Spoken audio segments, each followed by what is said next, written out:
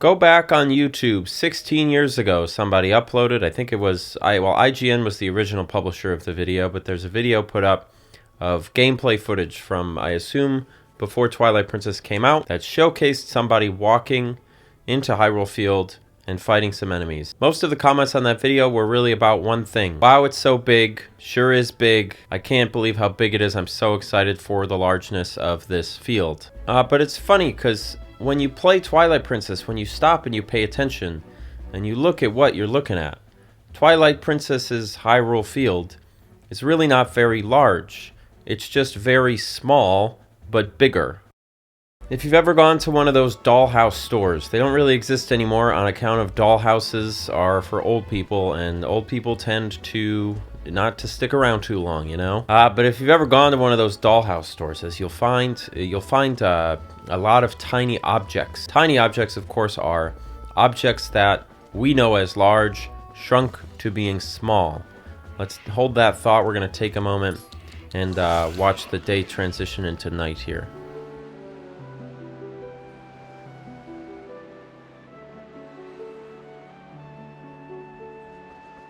Anyway, dollhouse stores are filled with large objects shrunk down to tiny dollhouse size. Hyrule Field in Twilight Princess is sort of the opposite philosophy. It's as though you took one of those tiny dollhouse objects and blew it back up to its original size, laying bare all of its no detail ass looking stuff, you know? I don't know the word for that. So yes, we are excited about how big Hyrule Field is in Twilight Princess, but in reality, it's kind of a small thing made bigger. It's not actually, sort of spiritually, that's the wrong word, but it's not spiritually very big. Now, I think it would be easy to do a sort of retrospective look at this and go, wow, it's quite empty.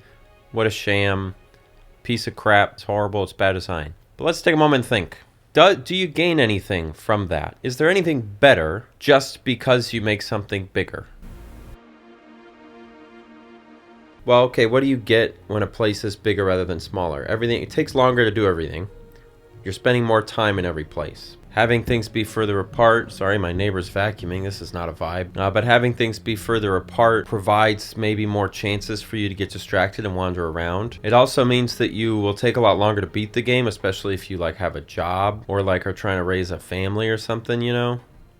That's going to be annoying. So I'm not sure. I don't know if I know the answer to that question. I'm not sure if I do. Wow, look at what's going on here. I never really sat to appreciate what the skybox in Twilight Princess does. I've always thought it was really pretty ugly. It's interesting. Hyrule Field in Twilight Princess has a lot of gorges, a lot of just infinite death pits everywhere, which is not something you really see in real life too much. Even the Grand Canyon's got a bottom, you know? And it does sort of betray the fact that there's a weird contradiction, not a contradiction, there's a tension between how Twilight Princess wants to be seen as this big, sort of realistic, gigantic place. It's huge and you can go anywhere you want, blah, blah, blah, blah. I've already got this bug, so we're going to let it go. But if you're going to do that, if you're going to start to pretend to be that, suddenly the bar for it gets way, way higher, right? So what you end up getting in Twilight Princess is all these compromised areas, all of these just big, blank, empty fields, all of these big fields that need to be there so it looks realistic, but you can't actually go there. It's absolutely true when people say, Ocarina of Time has the same, pound for pound, Ocarina of Time has the same activity density in Hyrule Field as Twilight Princess does. But because Ocarina of Time is smaller, a little bit less adherent to realism, it's got just tree walls along the outside of everything, you're just in a bowl. What Ocarina of Time doesn't have is giant death pits all over the place in order to serve as borders. But make no mistake, these giant death pits are serving the same purpose as the tree walls in Ocarina of Time, but I guess they're just a little more fuzzy. They blur the lines a little bit more, so if you're just sprinting through Hyrule Field on Epona, which I suppose you probably need to do on account of how big it is, rather than looking like weird artificial walls, they just look like an infinite sprawling landscape, so it gives the impression of this huge free world. This is Ocarina of Time cosplaying as Skyrim. From a distance, if you're drunk at the anime con, maybe that does look a lot like C-3PO. But bring it into the daylight, look a little closer, and you realize that's not C-3PO. That costume is made out of pasta. And this isn't an anime convention. I'm inside of an Olive Garden. Let's also take a moment in this video to appreciate some of the bespoke elements in Hyrule Field that are representative of faraway places. Here are the trees representing the Ordon region. That's where Link's from, the big tall trees. This is a very good two-dimensional flat cardboard cutout of Hyrule Castle in the future there. Zoom in on that. That's a classic. This one's always been interesting to me because what's over there? It looks like some sort of icy peak mountain, right? But in terms of Twilight Princess lore, the snow area is this way. Now, if you played this on GameCube, you're going to get real confused because this is the reversed version. But that's not where the ice zone is. So that's weird. You got the Death Mountain representation over there. I've always hated that because my brain can't really make sense of it. How am I able to see in the crater? And of course, over there you've got Snow Peak ruins. What's that little thing, I wonder, there? What's that meant to represent? I'm not sure.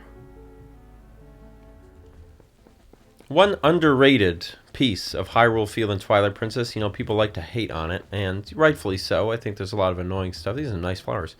There's a lot of annoying stuff about it. But one of the things I love about it is so empty. It is so generic. It is so lacking in intentionally little curated secrets and things that anything you do find that is unique or interesting stands out a lot.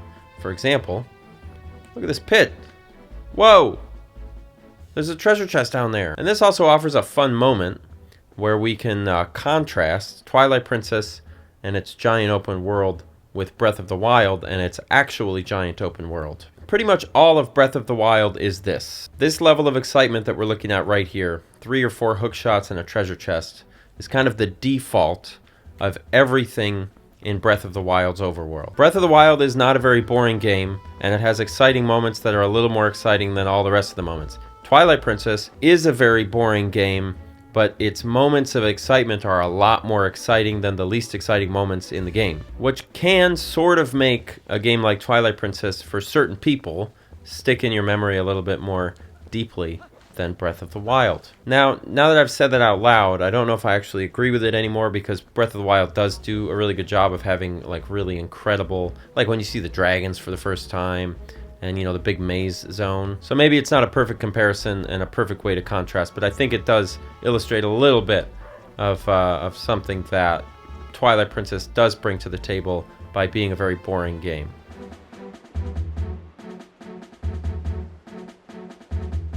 Now, nowhere is Twilight Princess's largeness more apparent than in the Elden region here.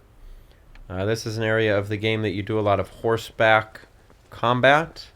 I believe it's the area of the game that the final boss takes place in, I'm pretty sure. But it is just a gigantic field. The argument could be made that you are supposed to engage with Hyrule Field and Twilight Princess on horseback. And because of that speed that you have on horseback, it then re-shrinks the world back down, which is kind of interesting. How maybe you could say it's like they artificially inflated the world size in order to facilitate riding the horse around, which then sort of deflates the world size again. So it's like weirdly redundant, you know? Which then brings up the funny question, and this is something maybe we can ponder a different day. Would it have been as fun to just shrink the world and walk everywhere if it used the same amount of time as it was for them to enlarge the world and have you horseback everywhere?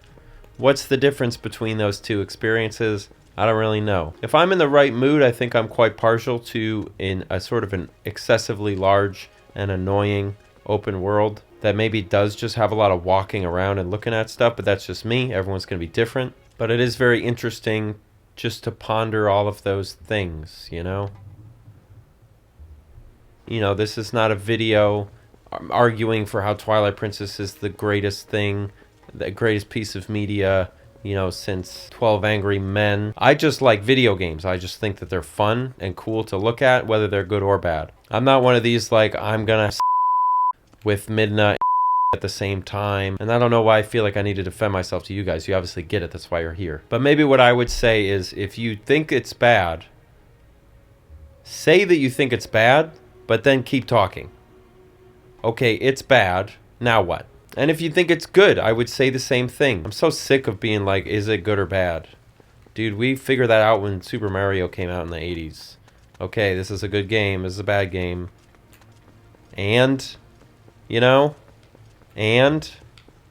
Anyway, thanks for watching my video. Support me on Patreon. That's how I pay the bill. Thank you, I love you, and goodbye.